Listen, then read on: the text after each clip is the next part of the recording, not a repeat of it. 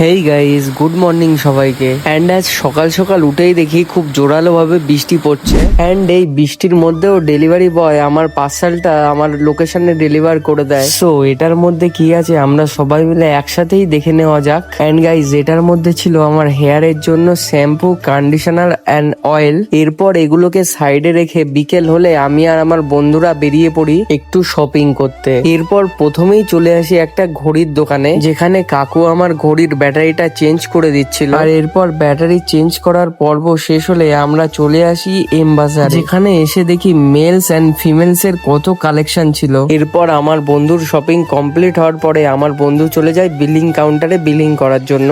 এরপর আমরা হাঁটতে লাগি এবং হাঁটতে হাঁটতে একটি চায়ের দোকানে চলে আসি। এখানে এসে আমরা তিনজন 3 কাপ চা নিয়ে নিয়েছিলাম। And চা খাওয়ার পর্ব শেষ করে আমরা আবারও চলে আসি আরেকটি দোকানে। এখান থেকে কেনাকাটার পর্ব শেষ করে আমরা বাড়ির দিকে চলে যাচ্ছিলাম। সো ব্লগটা এখানেই এন্ড করছি গাইস। লাইক, শেয়ার, কমেন্ট করতে ভুলবেন না। দেখা হচ্ছে পরের ভিডিওতে। ততক্ষণের জন্য বাই।